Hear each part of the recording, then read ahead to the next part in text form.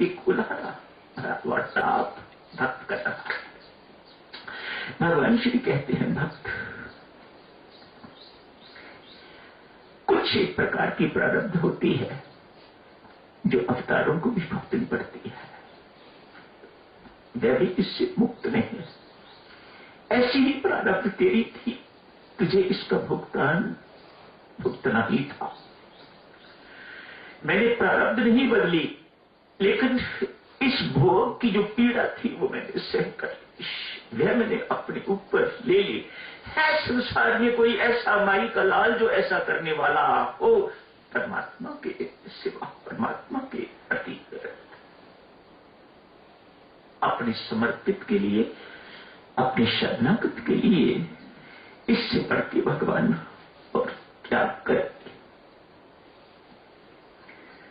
प्रारब्ध भोग तो भोगना ही था तुम्हें, लेकिन मैंने तुम्हें पीड़ा नहीं होने दी। मैंने पीड़ा और जो उसकी वेदना, जो कुछ भी उसका प्रभाव होना था, मैंने अपने ऊपर ले लिया है। मुझे लगता है परमात्मा ने चाबुक के निशान भी उसकी पीठ पर नहीं पड़ने दिए, वे निशान भी अपनी पीठ पर ले लिए। जो खून निकलना था वह भी अपनी पीठ से निकाल, उसको आज नहीं आने दी। ये भगवान की करनी, भगवान की महिमा।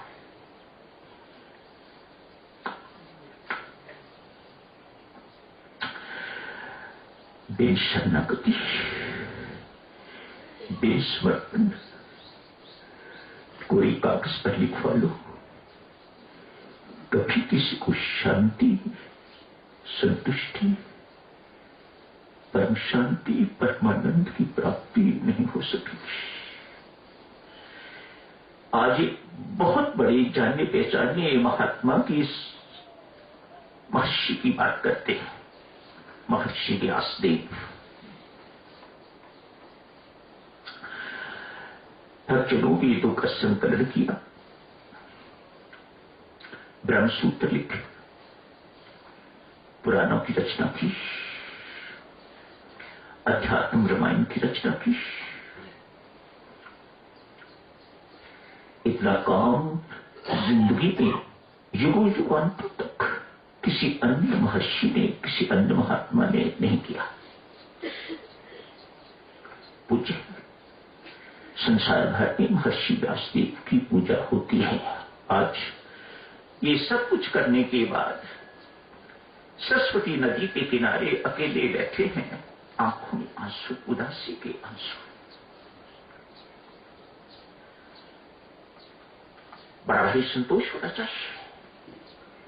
ये कर दिया, वो कर दिया, वो कर दिया, ऐसा काम कर दिया जो संसार में अन्य कोई कर नहीं सकता। ऐसा बातें बहुत संतोष, बहुत हर्ष देने वाली बातें। लेकिन महर्षि व्यासदेव जी उदास हैं, आंखों में आंसू, अकेले बैठे हुए। देवर्षि नारद वहां पधारे, आके प्रणाम किया। प्रणाम महर्षि, प्रणाम दीक्ष। महर्षि, आपकी आंखों में उदासी के आंसू? हाँ दीक्ष, क्या बात है? किस अपराध के कारण? क्या कहूं, मुझे स्वयं को पता नहीं है। देवर्षि कहते हैं, महर्षि जहां तक मुझे पता है दो कारण हैं जिनके कारण आदमी दुखी, उदास, चिंतित, भयभीत रहता है। एक तो ये, जब व्यक्ति की जिंदगी में कोई अभाव रहता है, व्यक्ति की कोई ऐसी इच्छा है जो पूरी नहीं कर रहा परमात्मा,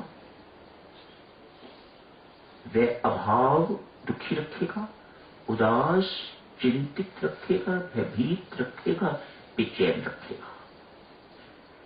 दूसरा कारण,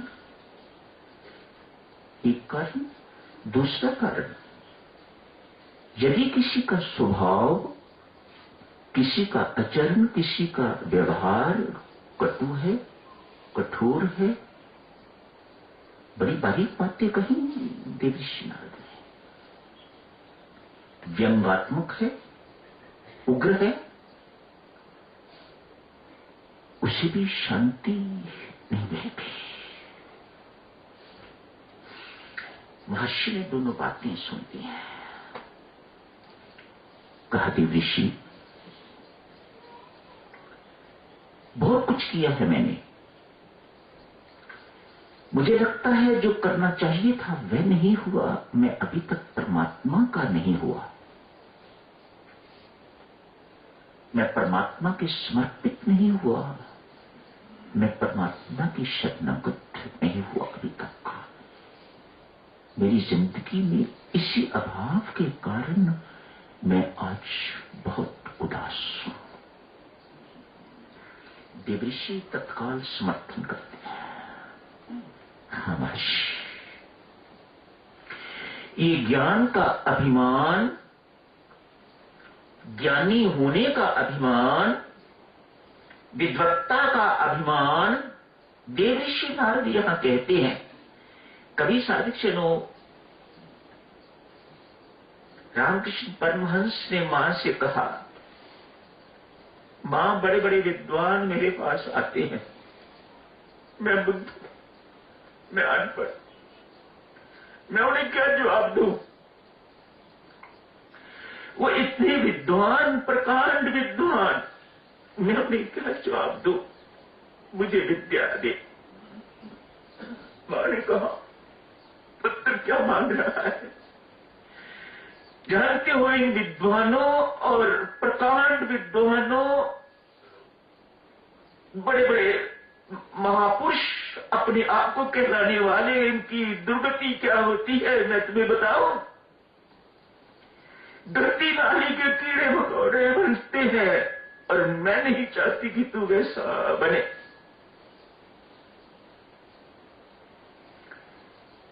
तो जैसा है, अनपढ़, गंवार,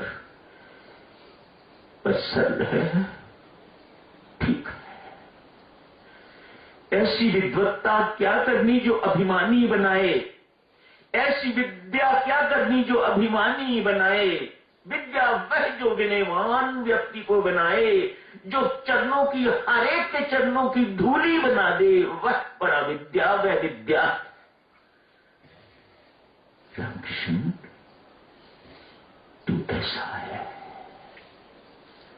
मैं तुम्हें वो विद्या नहीं दूंगी। क्यों? मैं नहीं चाहती तेरी भी वही दुर्गति हो जो सो काल्ड विद्वानों की हुई है, सो काल्ड ज्ञानियों, महाज्ञानियों की हुई है। महर्षि के जीवन के अंदर ये अभाव घट रहा है, मैं अभी तक निमित्त नहीं बना। कल करेंगे साधुजन इसके आगे की चर्चा।